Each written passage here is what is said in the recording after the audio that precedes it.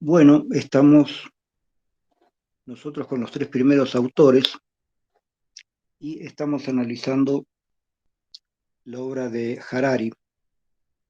La obra de Harari tiene una serie de temas, todos los temas son importantes y quiero referirme en los primeros capítulos al capítulo 2 que trata sobre el trabajo.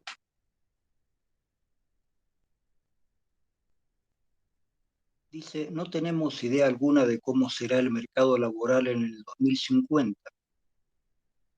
Por lo general se está de acuerdo en que el aprendizaje automático cambiará casi todos los tipos de trabajo, desde la producción de yogures hasta la enseñanza del yoga. Sin embargo, hay opiniones contradictorias acerca de la naturaleza del cambio y de su inminencia. Algunos creen que apenas dentro de 1 o 2 décadas, miles de millones de personas se volverán innecesarias desde el punto de vista económico. Otros creen que incluso a largo plazo, la automatización seguirá generando nuevos empleos y mayor prosperidad para todos. Así pues, ¿nos hallamos a las puertas de un periodo convulso y terrible? ¿O tales predicciones son solo otro ejemplo de histeria laudita infundada? Es difícil decirlo. Los temores de que la automatización genere un desempleo masivo se remontan al siglo XIX y hasta ahora nunca se han materializado.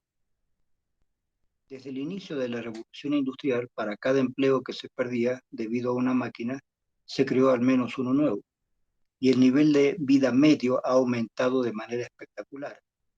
Pero hay buenas razones para pensar que esta vez será diferente y que el aprendizaje automático conllevará un cambio real en las reglas del juego. Los humanos tienen dos tipos de capacidades, la física y la cognitiva. En el pasado, las máquinas competían con los humanos principalmente en las capacidades físicas en bruto, mientras que estos tenían una enorme ventaja sobre las máquinas en cuanto a cognición, es decir, los hombres sabían más que las máquinas, los seres humanos. De ahí que cuando los trabajos manuales en la agricultura y la industria se automatizaron, aparecieron nuevos empleos de servicios que requerían capacidades cognitivas que solo los humanos poseían.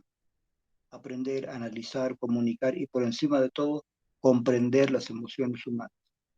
Sin embargo, la inteligencia artificial está empezando ahora a superar a los humanos cada vez en más de estas capacidades, entre ellas la comprensión de las emociones humanas. No conocemos un tercer campo de actividad más allá del físico y el cognitivo, en el que los humanos se hallan siempre en situación de ventaja. Es fundamental darse cuenta de que la revolución de la inteligencia artificial no tiene que ver solo con que los ordenadores sean cada vez más rápidos y listos. Está impulsada asimismo por descubrimientos en las ciencias de la vida y las ciencias sociales. Cuanto mejor comprendamos los mecanismos bioquímicos que subyacen a las emociones, los deseos y las elecciones humanas, mejores serían los ordenadores a la hora de analizar el comportamiento humano, de predecir las decisiones de los humanos y de sustituir a los conductores, banqueros y abogados humanos. En las últimas décadas, la investigación en áreas tales como la neurociencia y la economía conductual, escuchen bien estas dos cosas, neurociencia y economía conductual, ha permitido a los científicos acceder a los humanos y, en particular, comprender mucho mejor cómo toman las decisiones. Se ha descubierto que todas las elecciones que hacemos, escoger desde la comida hasta la pareja, son resultado no de algún misterioso libre albedrío, sino del trabajo de miles de millones de neuronas que calculan probabilidades en una fracción de segundo. La tan cacareada intuición humana es en realidad un reconocimiento de patrones. Los buenos conductores, banqueros y abogados no tienen intuiciones mágicas acerca del tráfico, la inversión o la negociación. Lo que ocurre es que al reconocer patrones recurrentes, divisan e intentan evitar a peatones despistados, a prestatarios ineptos y a delincuentes deshonestos. También se ha visto que los algoritmos bioquímicos cerebro humano están lejos de ser perfectos. Se basan en el ensayo y el error, atajos y circuitos anticuados adaptados a la sabana africana y no a la jungla urbana. No es extraño que incluso los buenos conductores, banqueros y abogados, cometan a veces errores tontos. Esto significa que la inteligencia artificial puede superar a los humanos, incluso en tareas que en teoría exigen intuición. Si el lector cree que la inteligencia artificial debe competir con el alma humana en términos de corazonadas místicas, eso parece imposible. Pero si la inteligencia artificial debe competir con redes neurales en el cálculo de probabilidades y el reconocimiento de patrones, eso parece mucho menos abrumador. En particular, la inteligencia artificial puede ser mejor en tareas que requieren intuiciones acerca de otras personas. Muchos tipos de trabajo, como conducir un vehículo en una calle atestada de peatones, prestar dinero a desconocidos o negociar un acuerdo comercial, exigen la capacidad de evaluar correctamente las emociones y los deseos de otras personas. ¿Está ese chico a punto de saltar la carretera? ¿Acaso ese hombre del traje intenta quitarme el dinero y desaparecer? ¿Actuará ese abogado según las amenazas que profiere o solo va de farol? Cuando se creía que tales emociones y los deseos los generaba un espíritu inmaterial, parecía evidente que los ordenadores nunca serían capaces de sustituir a los conductores, banqueros y abogados humanos. Porque ¿cómo va a ser capaz un ordenador de comprender el espíritu humano creado divinamente? Pero si tales emociones y deseos son en realidad poca cosa más que algoritmos bioquímicos, no hay razón alguna para que los ordenadores no puedan descifrar dichos algoritmos y hacerlo mucho mejor que cualquier Homo sapiens. Un conductor que predice las intenciones de un peatón, un banquero que evalúe la credibilidad de un prestatario potencial y un abogado que calibre el estado de ánimo en la mesa de negociación, no hacen uso de la brujería. Por el contrario, y aunque no lo sepan, el cerebro de cada uno de ellos reconoce patrones bioquímicos al analizar expresiones faciales, tonos de voz, gestos de las manos e incluso olores corporales. Una inteligencia artificial equipada con los sensores adecuados podría hacer todo eso de manera mucho más precisa y fiable que un ser humano. De ahí que la amenaza de pérdida de puestos de trabajo no sea simplemente el resultado del auge de la infotecnología, es el resultado de la confluencia de la infotecnología con la biotecnología. El camino que va de la imagen por resonancia magnética funcional al mercado laboral es largo y tortuoso, pero todavía puede recorrerse en cuestión de pocas décadas. Lo que los científicos están descubriendo en la actualidad acerca de la amígdala y el cerebelo podría llevar a que los ordenadores superaran a los psiquiatras y guardaespaldas en 2050. La inteligencia artificial no solo está a punto de suplantar a los humanos y de superarlos en lo que hasta ahora eran habilidades únicamente humanas, también posee capacidades exclusivamente no humanas, lo que hace que la diferencia entre una inteligencia artificial y un trabajador humano sea también de tipo, no simplemente de grado. Dos capacidades no humanas importantes de la inteligencia artificial son la conectividad y la capacidad de actualización. Puesto que los humanos somos individuos, es difícil conectarnos entre nosotros para garantizar que todos nos mantengamos actualizados. En cambio, los ordenadores no son individuos y resulta fácil integrarlos en una única red flexible. De ahí que a lo que nos enfrentamos no sea la sustitución de millones de trabajadores humanos individuales por millones de robots y ordenadores individuales.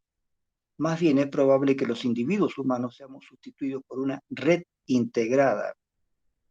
Por tanto, cuando se piensa en la automatización, es erróneo comparar las capacidades de un único conductor humano con las de un único coche autónomo sin conductor o las de un único médico humano con las de una única inteligencia artificial médica.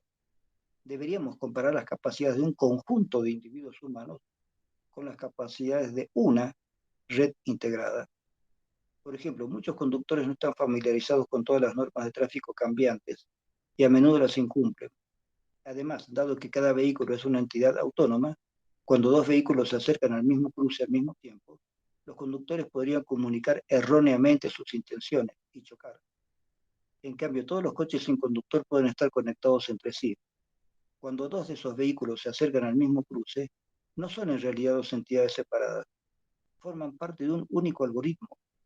Por ello, las probabilidades de que se comuniquen mal y colisionen son mucho menores. Y si el Ministerio de Transporte decide modificar alguna norma de tráfico, todos los vehículos sin conductor podrán ponerse fácilmente al día justo en el mismo instante. Y a menos que el programa esté afectado por algún virus, todos cumplirán la misma norma al pie de la letra. Hoy en día, cerca de 1.25 millones de personas mueren al año en accidentes de tráfico, el doble de las que mueren por guerras, crímenes y terrorismo sumado. Más del 90% de estos accidentes se deben a errores muy humanos.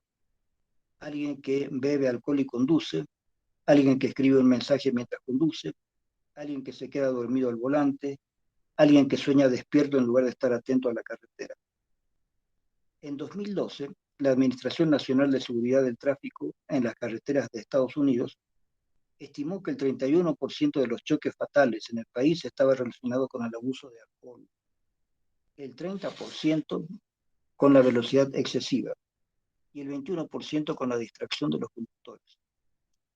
Los vehículos autónomos nunca harán ninguna de esas cosas, aunque tienen sus propios problemas y limitaciones, y aunque algunos accidentes son inevitables, se espera que sustituir a todos los conductores humanos por ordenadores reduzca las muertes y las lesiones en carretera en aproximadamente un 90%. En otras palabras, es probable que pasar de los vehículos autónomos salve la vida de 1 millón de personas al año. De ahí que sea una locura la idea de bloquear la automatización en campos tales como el transporte y la atención sanitaria, con el único fin de salvaguardar los empleos humanos. Después de todo, lo que deberíamos proteger en último término es a los humanos, no los puestos de trabajo. Los conductores y médicos que sean innecesarios tendrán que encontrar otra cosa que hacer. Bueno, esto es una parte nada más. Yo creo que todas las partes de este libro son interesantísimas porque nos avisan de una problemática muy cierta, que es la ineficiencia de los seres humanos a la hora de tener que hacer cosas que necesitarían precisión. A mí siempre me ha preocupado el hecho de justamente el hecho de conducir autos, porque he visto, cualquiera de ustedes ha visto en el diario vivir, que en algunas personas hay incompetencia y en otras personas hay irresponsabilidad en el momento de conducir un auto, un camión, lo que sea. Generalmente, los camioneros son personas mucho más responsables.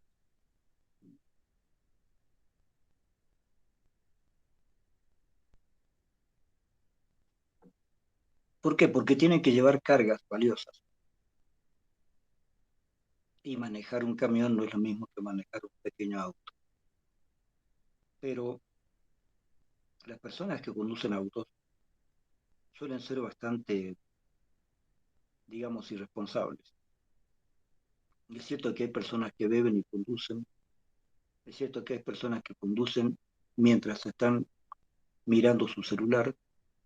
Eso lo he visto yo mismo, ¿sí? Yo vivo a media cuadra de la Corte Electoral y tuve que cruzar la calle más o menos a esa altura y habían algunos autos detrás. Por el lado de la Corte Electoral hay un semáforo justo para ese lugar. Por eso pasé por ahí y iba a cruzar al otro lado. Hay un semáforo, que no es un semáforo de una esquina, sino exactamente a mitad de cuadra para que la gente pueda cruzar a la Corte Electoral. Entonces me fui por ese lado y estaba el semáforo rojo. Crucé y un auto pasó veloz, menos mal que unos centímetros más allá de donde yo estaba pasando, y alcancé a ver una señora con su celular manejando. Estaba viendo el celular, no estaba viendo que había un semáforo rojo y que yo estaba cruzando. Ha sido cuestión de segundos para que la señora no me atropelle. Por supuesto, le insulté a la señora y me escuchó, me escuché yo mismo nomás. Pero he visto una serie de barbaridades de esas, o personas que viendo que está el semáforo rojo, está verde, está pasando a rojo, pasan lo mismo. Igual, quieren aprovechar los últimos segundos del semáforo verde, pero ya no es verde, ya es rojo. Y no se detienen, siguen, como si estuviera en verde. Ustedes lo deben haber visto. Entonces hay demasiada irresponsabilidad. Veamos solamente ese caso como yo les acabo de leer, de los problemas de tránsito. Pero hay una gran cantidad de cuestiones en las cuales los seres humanos se pueden equivocar más que las máquinas. O si lo miramos de otro punto de vista, las máquinas cibernéticas se van a equivocar mucho menos que los seres humanos. Y se pueden reducir muchísimo todo lo que tiene que ver con accidentes a nivel de cuestiones de salud, cuestiones de tránsito, cuestiones económicas, ¿no es cierto? Nosotros quisiéramos, si tenemos dinero en el banco, que ese banco nunca sea asaltado.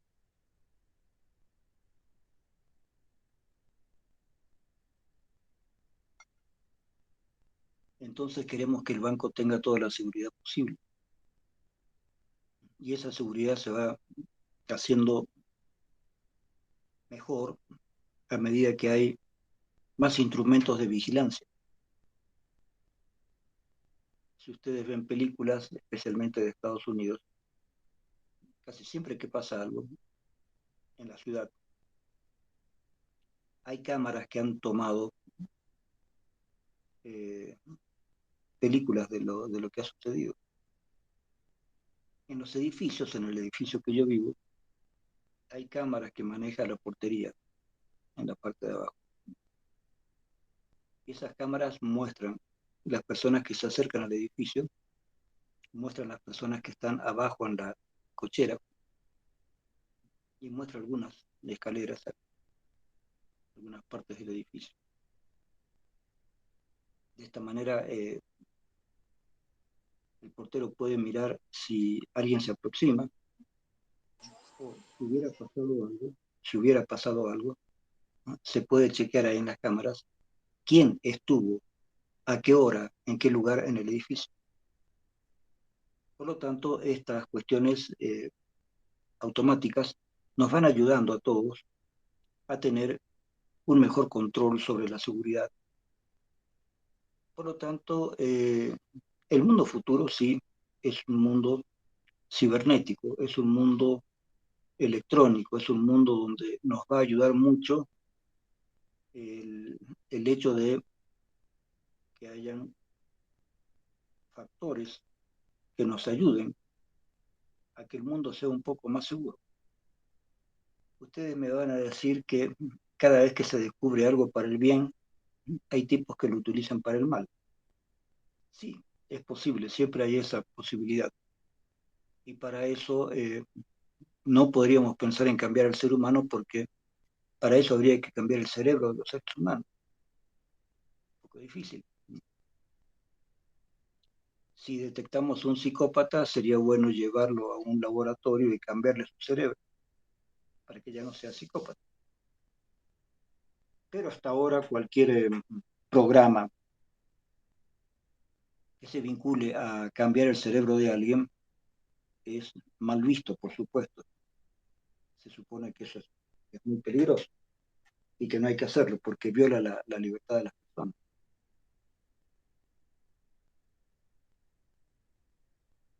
Claro que uno tendría derecho a preguntarse, ¿por qué voy a respetar la libertad de un psicópata que amenaza a la libertad del resto del planeta?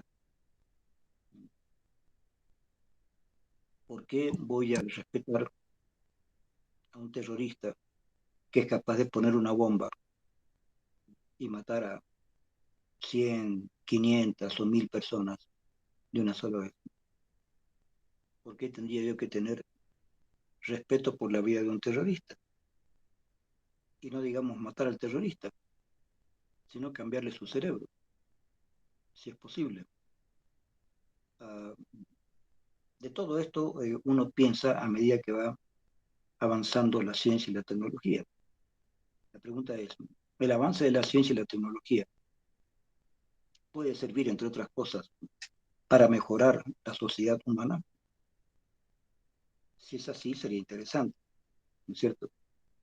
La sociedad humana necesita tener mayor seguridad.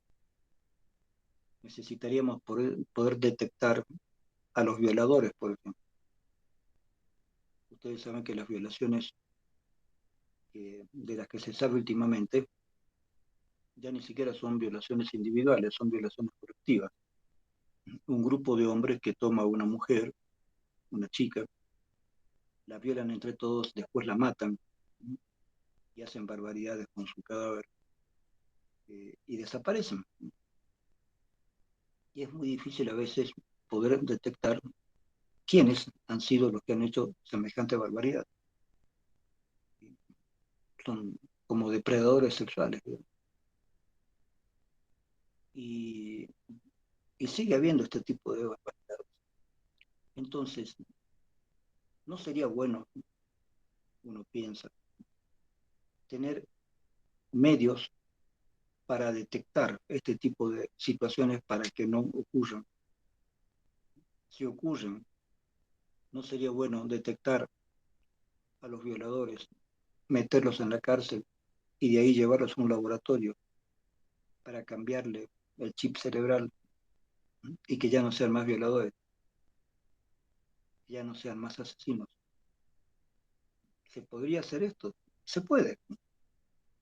Si nosotros seguimos atentamente todo lo que dice Harari de las cosas que van a suceder, se puede.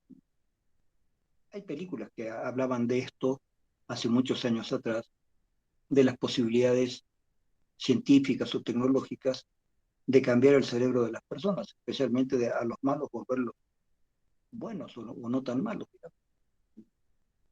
Se ha pensado esto desde hace mucho tiempo. Esto que yo les digo ya es cosa vieja en la literatura de ciencia ficción.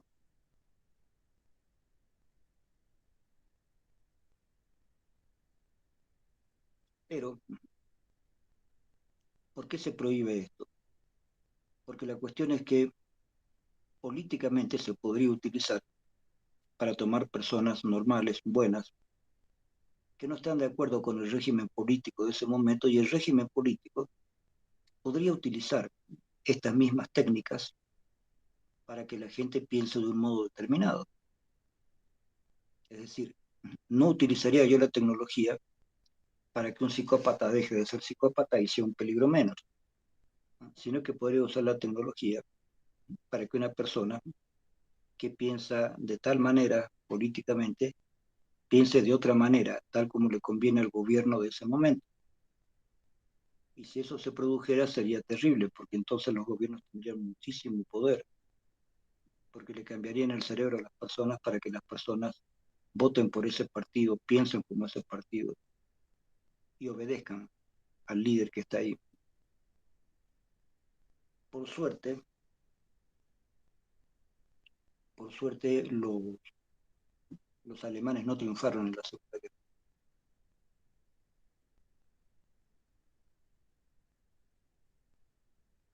Porque se piensa que de haber seguido los alemanes en el poder, hubieran llegado a preparar cosas como esa que decimos. También se pensó que los rusos estaban haciendo algo así, ¿no? Se habló del lavado de cerebro que hacían los rusos. También se ha descubierto que la CIA norteamericana estaba tratando de hacer cosas así. Hay un libro de Naomi Klein, donde ella comienza el libro hablando de que una señora tenía recuerdos confusos de algo que había pasado, y esta señora había tenido que ver un psiquiatra muchos años antes, y el psiquiatra le había hecho electroshock, y la señora empezó a ver a otro psiquiatra que le hizo algunos ejercicios de memoria para que recordara qué había pasado. y esa señora recuerda que le habían hecho electroshock, que estaba prohibidísimo en el lugar donde ella vivía. Y esa señora lanzó por internet quiénes han estado con el doctor tal, en tal época, y se fue juntando con otros, y ahí descubrieron que ese médico, ese psiquiatra que había atendido a esta señora, había atendido a otros pacientes también, y él aceptó hacer un trabajo para la CIA.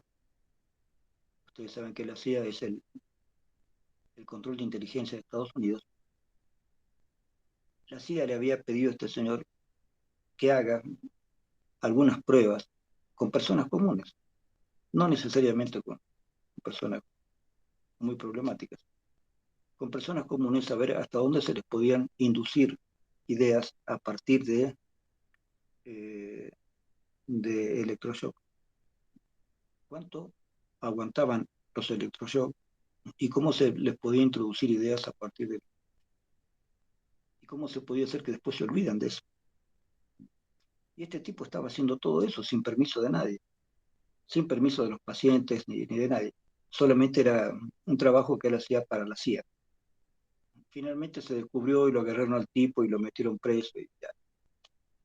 Pero hay muchas posibilidades a veces de hacerle daño a la gente. Entonces cuando se dice sería bueno cambiarle el cerebro a los malos tipos, el problema es si uno hace una ley permitiendo eso, la ley se puede utilizar no solamente para cambiar el cerebro de los malos, sino también de los buenos. ¿Se dan cuenta? Entonces, todos los gobiernos tienen aparentemente, al menos, una cierta limitación legal para efectuar cambios en el organismo de las personas. Ahora, ¿qué nos dice Harari? No nos dice que esto pueda suceder, por lo menos en el plano peligroso que estamos manejando nosotros, pero nos dice que las computadoras siempre, siempre van a ser más precisas que el cerebro humano. El cerebro humano se puede equivocar, la computadora no. A menos, como dice, que hubiera algún problema X en la máquina. Pero lo frecuente sería que no haya problemas en la máquina. Por lo tanto, las computadoras podrían ser mucho mejores para direccionar el tránsito, mucho mejores para lograr determinado tipo de justicia o de actos más proclives a alguna cuestión justa para conservar la vida de las personas. Es decir, había muchos méritos en las máquinas para hacer las cosas mejor que los seres humanos. Las máquinas lo harían no solamente mucho más rápido, sino de manera más precisa. El ser humano se puede equivocar, la máquina no. Por supuesto, hemos visto que pueden haber problemas, pero aún con esos problemas, vean que se puede reducir hasta un 90% de la cantidad de accidentes.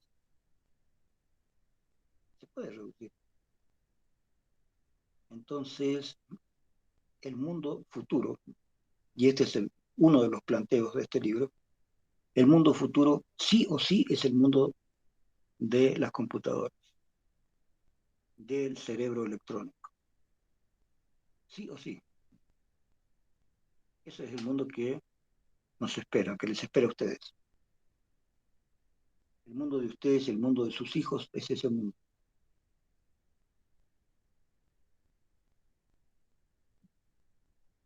Es un mundo donde la computación, donde la electrónica, donde el Internet, donde todos los elementos que ahora los estamos más o menos manejando van a ser absolutamente normales. Vean, ya es normal utilizar un celular en lugar de el teléfono fijo. El teléfono fijo existe todavía, pero se usa cada vez menos. Lo que la gente usa más es el celular, aún estando dentro de su casa. Entonces, es obvio que este avance de la informática, este avance de lo electrónico, es un avance que ya no tiene vuelta atrás. Lo que podemos esperar es qué es lo que va a suceder de aquí en adelante, más de lo que ya conocemos. Ya no hay vuelta atrás. Ya no podemos volver a técnicas anteriores. No podemos volver al teléfono fijo.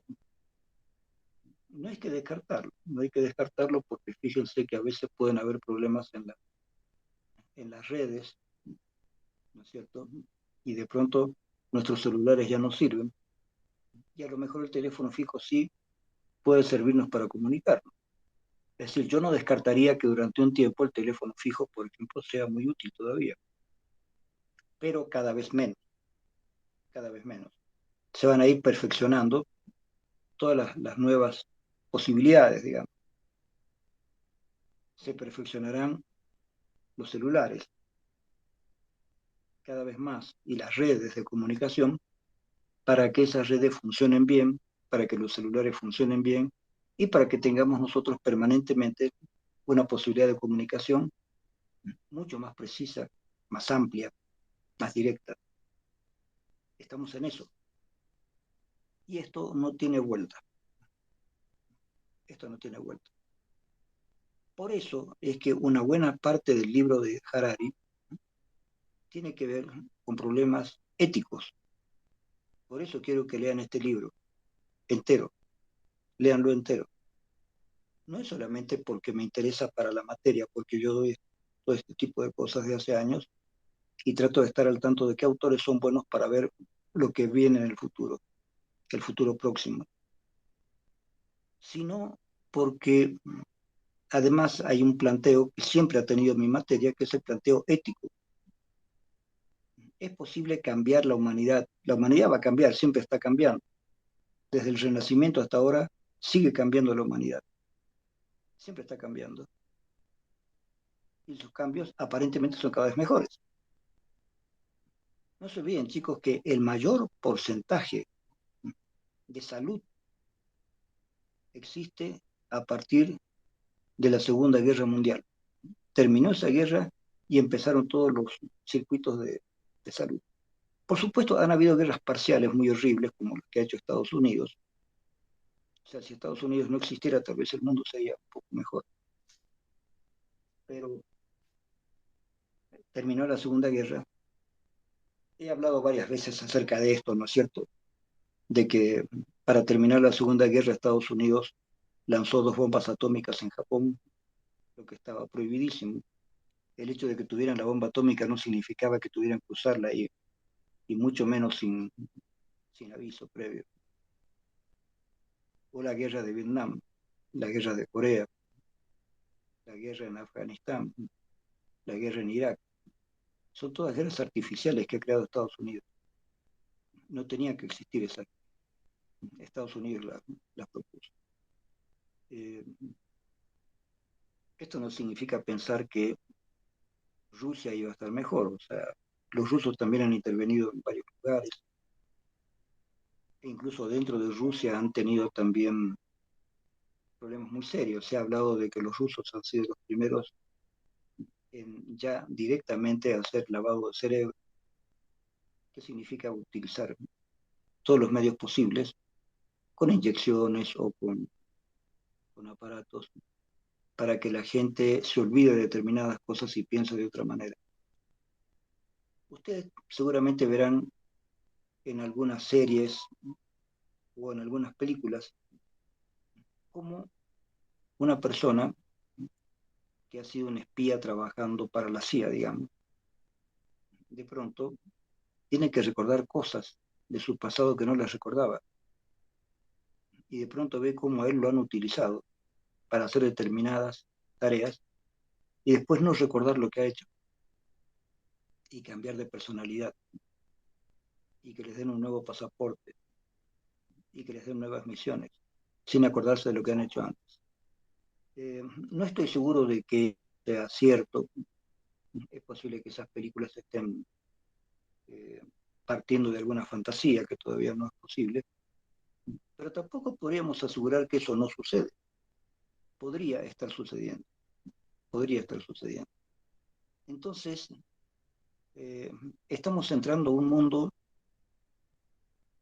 muy lindo, por un lado, hermoso, porque promete una serie de facilidades como nunca hemos visto, pero al mismo tiempo es un mundo excesivamente peligroso. ¿Por qué? Porque no sabemos cuál es la ética de las personas que utilizan estos adelantos tecnológicos. Esto siempre, siempre desmejora lo bueno que haga el hombre, el ser humano. Lo que la humanidad logra, por un lado, se desdibuja por otro. Mientras más posibilidades hay de hacer cosas buenas, también hay posibilidades de que la gente mala utilice esas cosas buenas para hacer el mal. Entonces, ahí tenemos que meditar acerca de cuáles son las posibilidades de que los seres humanos sean mejores, cuáles son las posibilidades de que tengamos menos psicópatas, menos criminales. Las violaciones a las mujeres son cosas terribles, pero lo terrible es, como les dije, esas violaciones en grupo, ¿sí? Donde no se contentan con violar todos a la mujer, sino que la matan y les pueden producir un empalamiento. Ustedes saben lo que es un empalamiento, ¿cierto? Pueden meter un palo enorme, largo, a través de la vagina de la mujer o de su recto y hacerlo pasar casi por la cabeza de la mujer, es decir, la mujer queda totalmente atravesada. Generalmente eso se hace cuando la mujer está muerta, pero de todas maneras, eh, las atrocidades que son capaces de cometer los seres humanos, porque somos capaces, no nos excluiremos de la humanidad, eh, son terribles, son terribles. Eh, o el hecho del descuartizamiento, esto es más obra individual. El descuartizador es un violador que quiere, como acto final, descuartizar a la mujer, hacer desaparecer su cuerpo. Es decir, yo violé a esta mujer y quiero que esta mujer desaparezca. Y para que desaparezca la corto en pedazos. Voy botando cada pedazo en cada lugar. Esto existe. Eh, y no es que metiendo a la persona en la cárcel, la persona va a cambiar solamente porque esté en la cárcel. Yo les creo haber contado a ustedes una anécdota de alguien que me mostró fotos, un abogado, amigo mío, pensó que yo sabía algo de psicopatología en este sentido, de patologías criminales, y me mostró unas fotos de una mujer descuartizada y me preguntó a partir de ese descuartizamiento qué pensaba yo de la persona que lo había hecho. Pero después me contó que la persona que lo había hecho ya estaba en la cárcel por haber hecho cosas así. Y estando en la cárcel, le permitieron que una mujer vaya a la cárcel para tener relaciones sexuales con él. Y el tipo tuvo relaciones sexuales con esa mujer dentro de la cárcel. Y dentro de la cárcel el tipo descuartizó a la mujer. O sea que el tipo no tiene idea del peligro, del castigo, de nada. Estando dentro de la cárcel, lo mismo mató a la mujer una vez que tuvo relaciones con ella y la descuartizó dentro mismo de la cárcel. Es como si el tipo dijera, ya estoy aquí adentro, más de esto, ¿qué me va a pasar? Por supuesto que si fuera a Estados Unidos sí le puede pasar algo que es la pena de muerte. Aquí no existe la pena de muerte porque la política es una desgracia.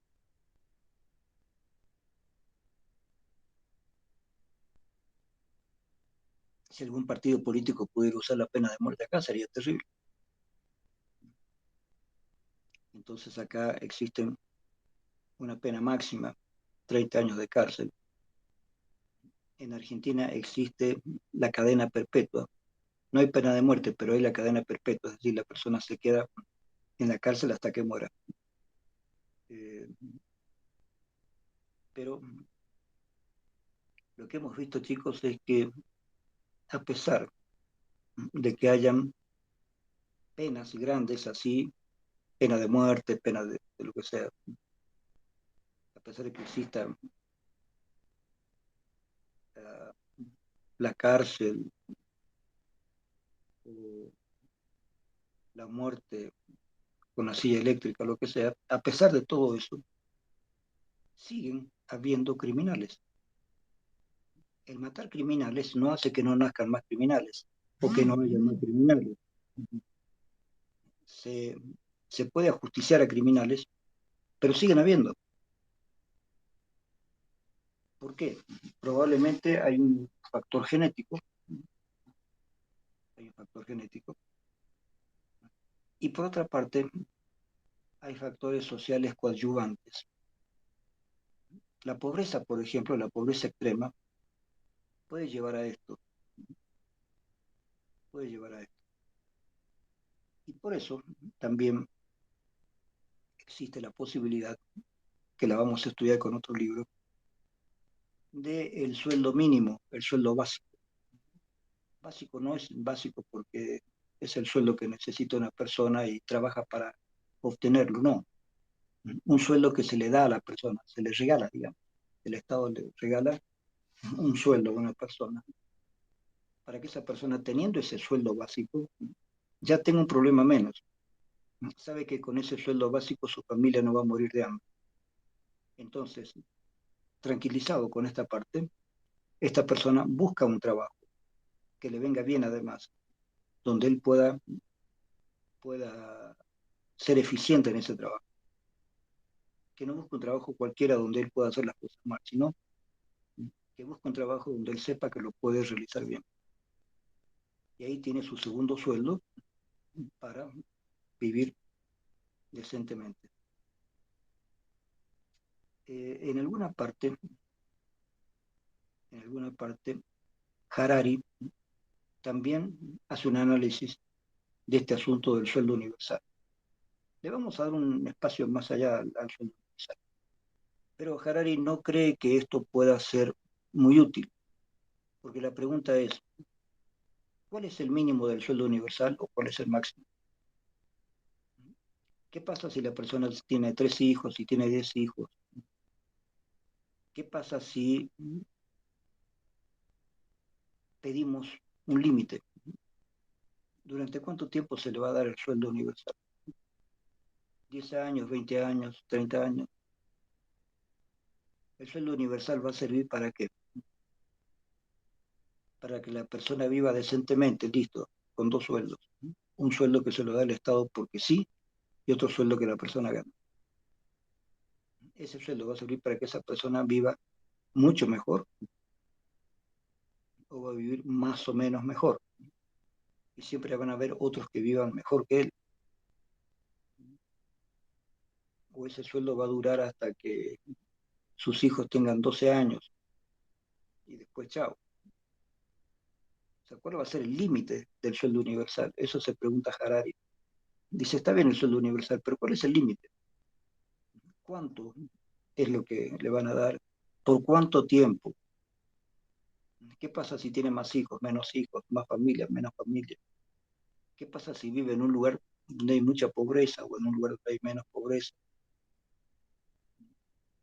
¿Qué hay de un sueldo universal en la Argentina o un sueldo universal en Kenia, en algún lugar de África donde la gente realmente pasa miseria, o en la India? ¿Cuál sería el límite de este sueldo universal? Se discute, pero a mí no me parece mal. Me parece que el sueldo universal es una buena opción, muy buena opción. La pregunta es, ¿los países estarán en condiciones de tener este gasto? Porque es aparentemente a fondo perdido, como se dice, es decir, es un regalo que le da el Estado a la persona. Le regala, le da ese sueldo universal.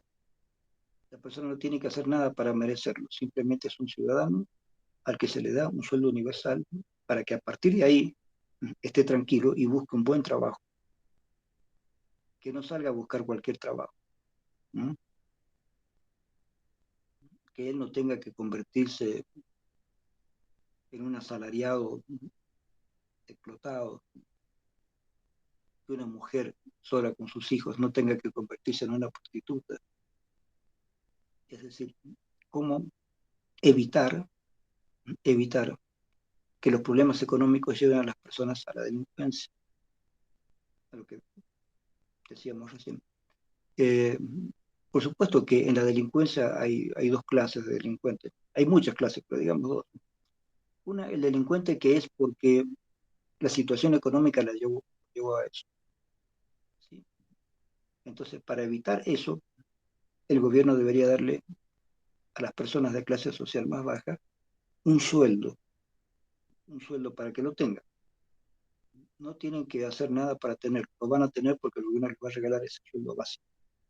Y a partir de ese sueldo básico, la persona tiene que encontrar un trabajo para aumentar su sueldo, para aumentar su capacidad económica. De eso se trata. Vamos a estudiar después los límites de eso. Pero eh, esto evitaría que las personas se conviertan en ladrones o en criminales, evitaría la prostitución, etcétera, etcétera. No vamos a hablar del tema de la prostitución porque es muy largo, tiene muchas facetas, pero estamos entendiendo que la prostitución tiene dos formas. Una es la de una mujer que por pobreza económica se dedica a esto porque no tiene trabajo, no tiene posibilidad de conseguir trabajo, no tiene estudios como para conseguir un buen trabajo, etcétera, etcétera. Y la otra es cuando una mujer es raptada y obligada a ejercer la prostitución. Son dos de las formas más conocidas, digamos, ¿no? Eh, Eventualmente hay mujeres que ejercen la prostitución de manera privada, de manera muy inteligente, digamos, de parte de ellas, porque ellas manejan su propia condición, pero esto no son los casos más frecuentes. Hasta hace un tiempo atrás, no sé ahora, porque yo ya no leo periódicos, solamente veo en internet las noticias, pero hasta hace un tiempo atrás, en los periódicos de Cochabamba, ya había lo que había en periódicos de otros lugares, avisos de prostitución. Chica linda, sí, así, es decir, se anunciaban, teléfono tal, un celular. Entonces, si uno le parecía interesante la oferta, uno llamaba para tener una prostituta. Eh, Les menciono esto para que podamos reflexionar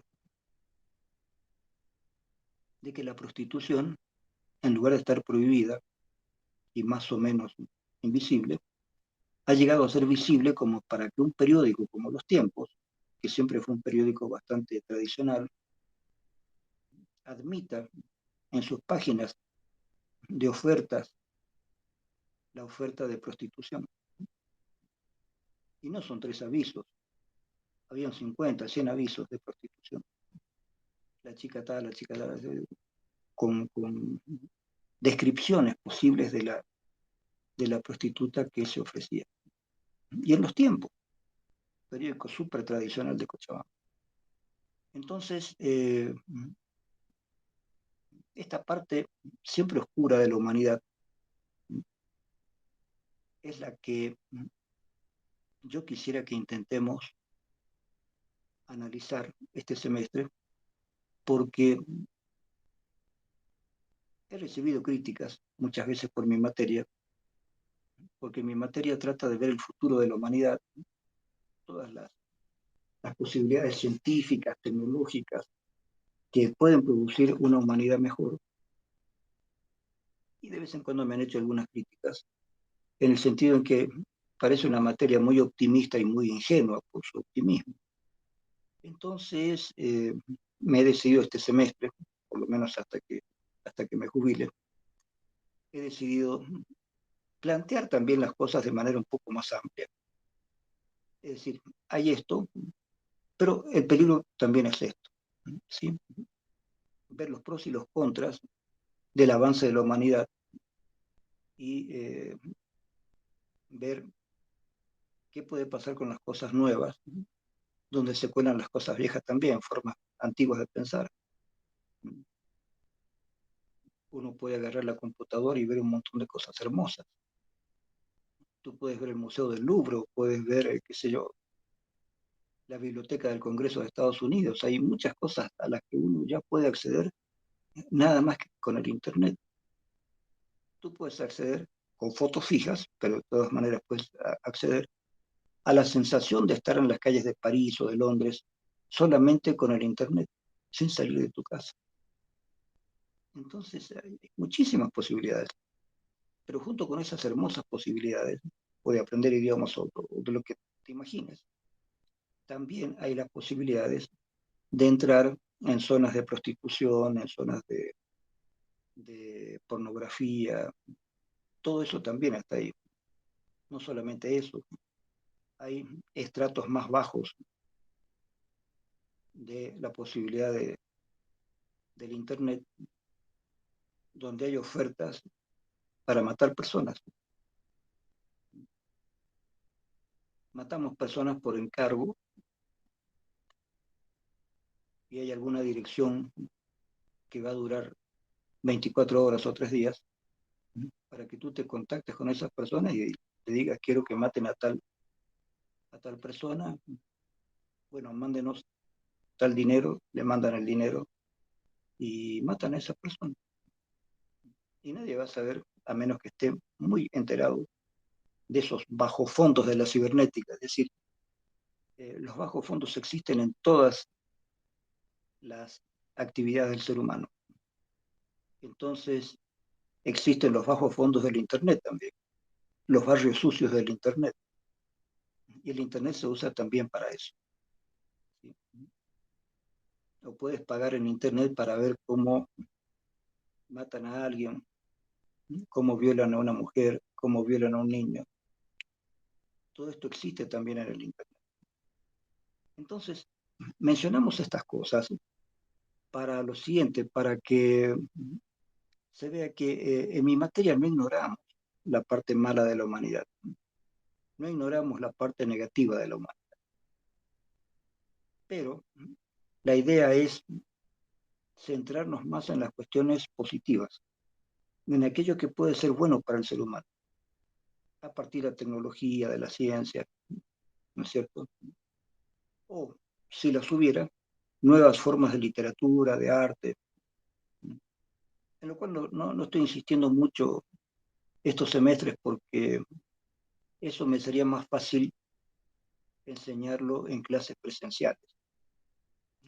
Es un poco difícil llegar con todo el aparato así del Internet eh, para dar clases de literatura o pintura. Me resulta un poquito más complicado. Pero vean, hay muchísimas posibilidades de que el ser humano normal, entre comillas, como quieran, pueda tener mejores posibilidades de aprender, de perfeccionarse, de saber cosas. Hay gente que nunca tuvo la posibilidad de ir a la universidad, pero sabe leer y escribir, más o menos hizo la primaria o hizo la secundaria, no alcanzó a hacer estudios universitarios, pero con el Internet esa persona puede hacer lo que quiera. Se puede aprender muchísimo con Internet. Se puede aprender idiomas con Internet. Se puede aprender lo que sea con Internet. Por lo tanto, ¿por qué vamos a gastar nuestro tiempo en ver las cosas malas que se hacen en Internet si hay tantas cosas buenas que se hacen en Internet? ¿Por qué vamos a ver las cosas malas que se hacen con la tecnología si hay tantas cosas buenas que se pueden hacer con la tecnología? Discutamos hasta qué punto son buenas, ¿de acuerdo?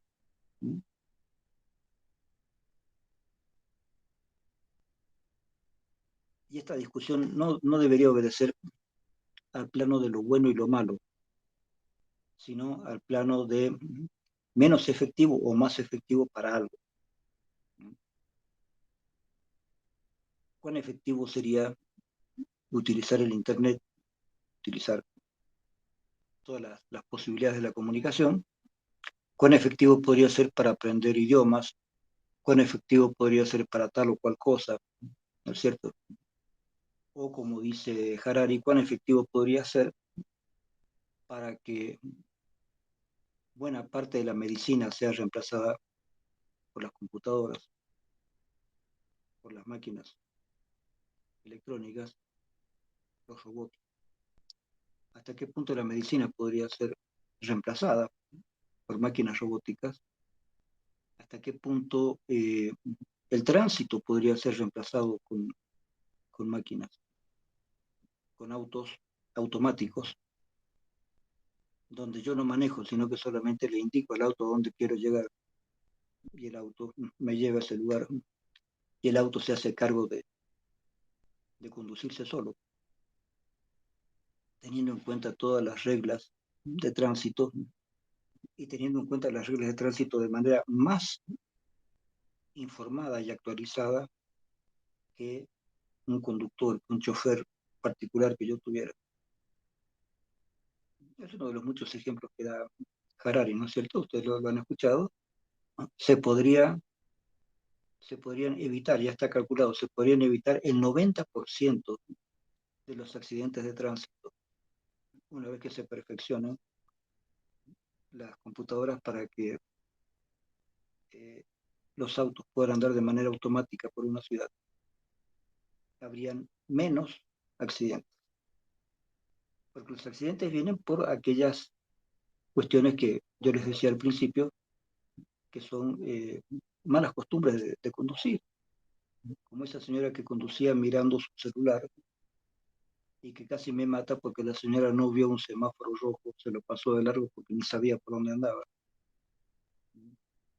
Y no es la única, no es la única. He visto cada vez que vengo a la universidad, en las clases presenciales, he visto en varios lugares, pero especialmente cerca de la universidad, eh, cuando se puede tomar la calle para ir al seguro universitario, y se viene por la Colombia y hay el cruce, este, en el cruce de la Colombia y la esquina de la universidad. Por esos lugares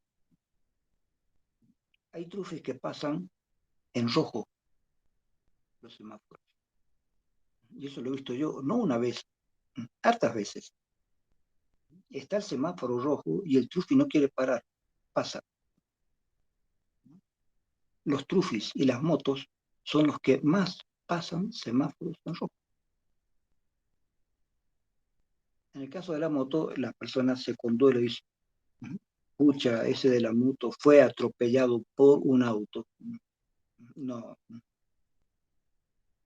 el de la moto se fue contra un auto por no parar a tiempo. No es culpa del auto.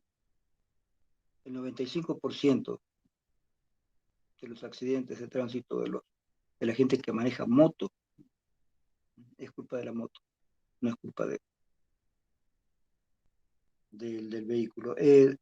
Y por supuesto, los trufis, desde mi punto de vista, deberían ser prohibidos, porque la gente que maneja trufi es la gente más irresponsable que he visto así, conduciendo. Por otra parte, ¿hay policías cuidando el tránsito? No, no hay. Ellos dicen, bueno, en varias partes hay cámaras. Si hay algún problema, después vamos y vemos la cámara. Pero no se trata de eso. Se trata de un control policial más riguroso, de manera que las personas lleguen a tener miedo de hacer alguna macana en el tránsito. Miedo. Se tiene que colocar, por supuesto, se tienen que colocar cámaras en todas las partes importantes y a través de la cámara tomar una decisión. Pero tiene que haber policía cerca. No es que hay que llamar recién a la policía y la policía viene después de 1 hora y media. No, tiene que ser ese rato. Y hay que actuar. Hay que actuar. Entonces hay que ver las cámaras, hay que ver si la policía estuvo a tiempo, y se hace algo, es decir, se ordena el tránsito. El tránsito en Cochabamba es muy desordenado. Todo en Cochabamba es desordenado. Hace cerca de unos 15 años que Cochabamba está desordenada. Y esto no es casual. Esto no es casual, ya lo vamos a analizar después. ¿Por qué digo 15 años? Pero, eh, pero vean, aparentemente, por lo menos hasta donde yo he leído, Harari tiene razón en muchas cosas, en lo que está pasando, en lo que puede pasar, de bueno y de malo. Y Harari no es un optimista necesario de todos los adelantos tecnológicos, pero eh, dice esto va a pasar, ¿no es cierto? No es que no va a pasar, va a pasar.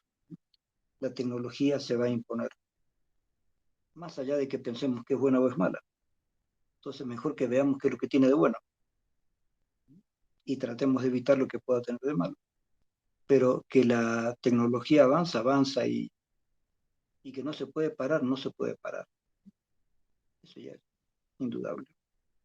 Por lo tanto, ya que la tecnología no se puede parar, veamos de qué se trata y veamos cómo, a pesar o a partir de la tecnología, se puede intentar crear una humanidad mejor. En último caso, mi materia trata de eso. Por eso siempre yo he dicho que esta es una materia para gente joven, dada por un viejo, pero es la materia para gente joven. Yo empecé a crear esta materia hace muchos años atrás. Y la materia siempre tiene como objetivo mostrar que el futuro de la humanidad es bueno. Yo no estoy pensando en la guerra atómica, no estoy pensando que un aerolito va a chocar con la Tierra y se va a terminar todo. No estoy pensando en una guerra atómica, no estoy pensando en nada que sea trágico para que se termine la humanidad. Yo pienso al revés, pienso que vamos a tener problemas, pero a la larga la humanidad va a triunfar por encima de todos los problemas que se nos presentan. Y yo creo que en algún momento, podremos evitar la existencia de psicópatas, la existencia de gente peligrosa. ¿Sí?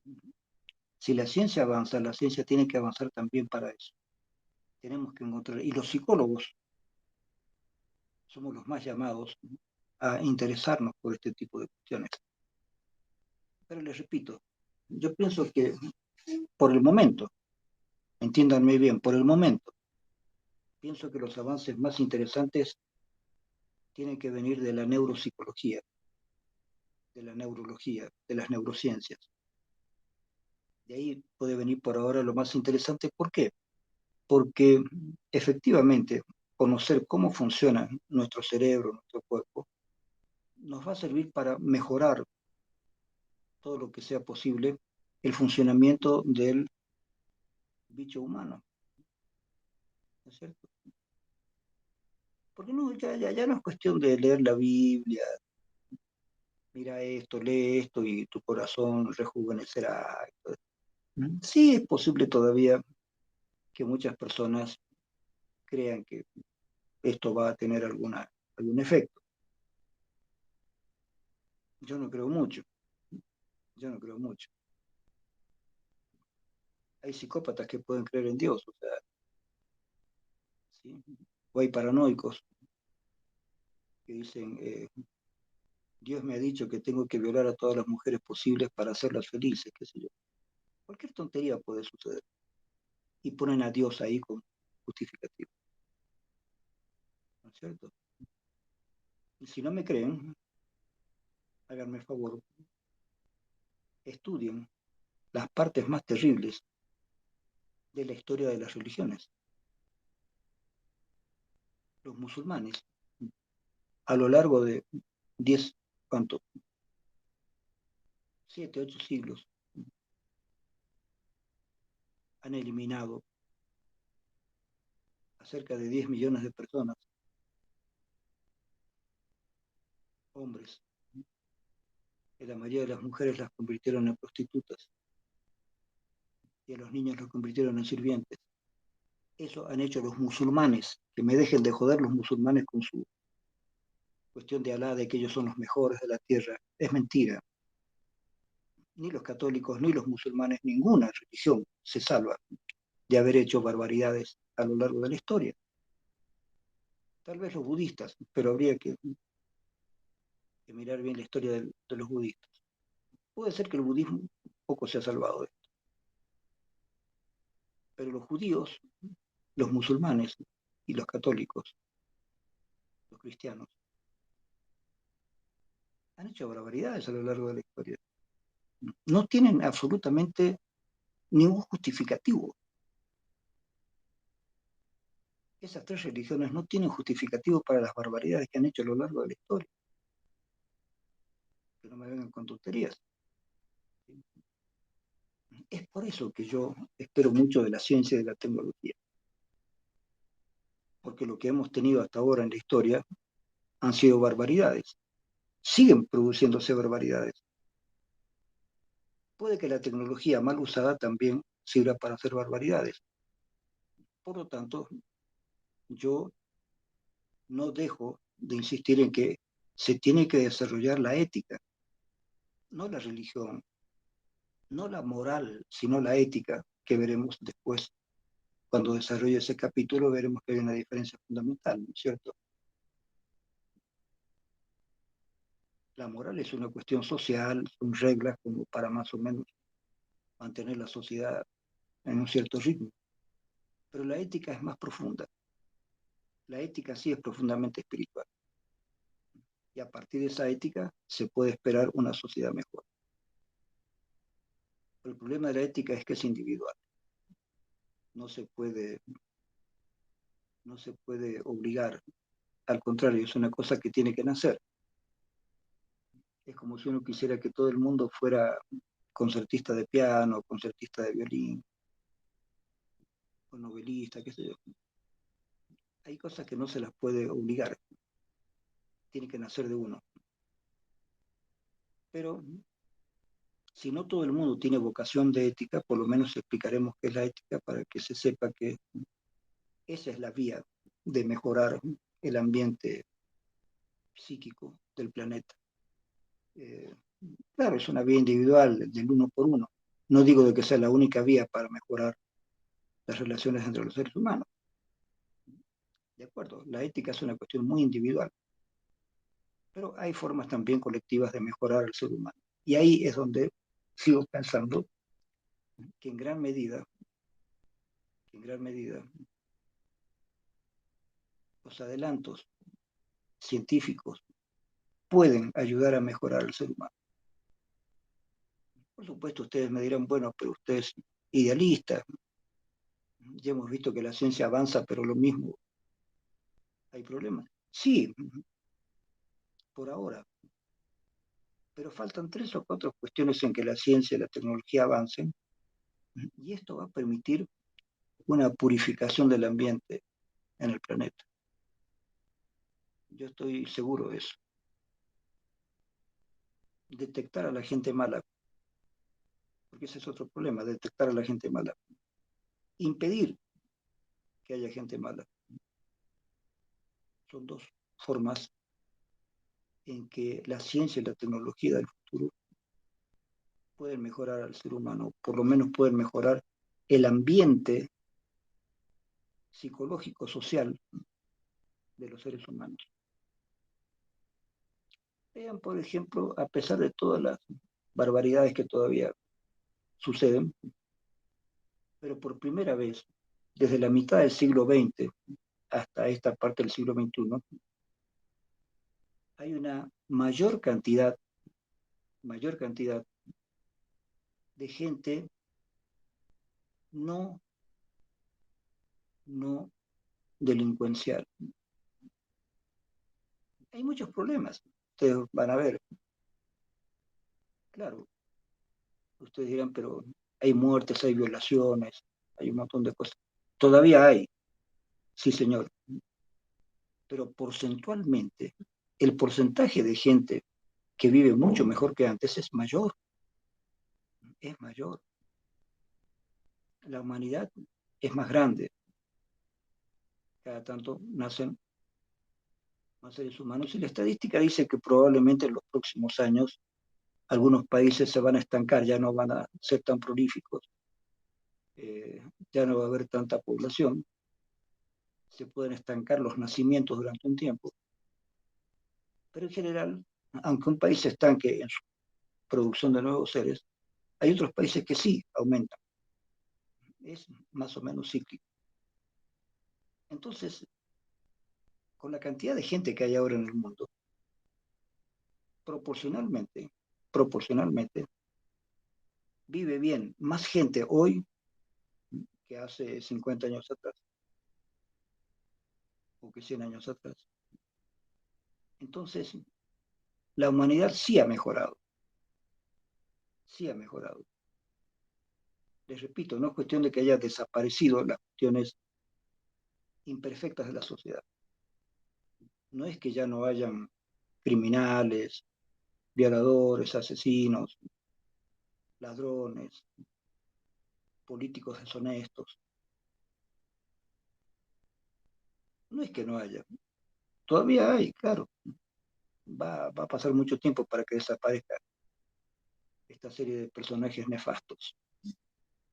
Pero mientras tanto, se ha conseguido que una mayor cantidad de gente en el planeta viva en un mundo mejor que los mundos anteriores que hemos visto.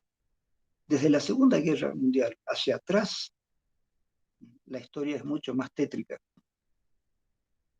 Desde la Segunda Guerra Mundial en adelante, si bien han habido grandes problemas y siguen habiendo, pero ha disminuido el porcentaje de destrucción,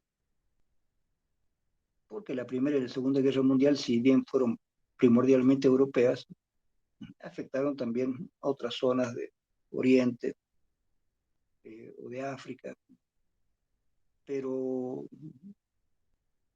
en América, los problemas que hemos tenido en América han sido de los golpes militares, que han sido terribles. ¿Sí? Pero no hemos tenido guerras así terribles durante el siglo XX en América Latina. Sí hemos tenido la cuestión de la revolución de Cuba, sí hemos tenido problemas con golpes militares, pero no han habido las guerras terribles que han habido en Europa, o en Medio Oriente, o en otros lugares. No hemos pasado por eso. En Latinoamérica no hemos tenido las cosas terribles que siguen pasando y que pasan por culpa de Estados Unidos principalmente. Estados Unidos es el que ha provocado guerras en el Medio Oriente.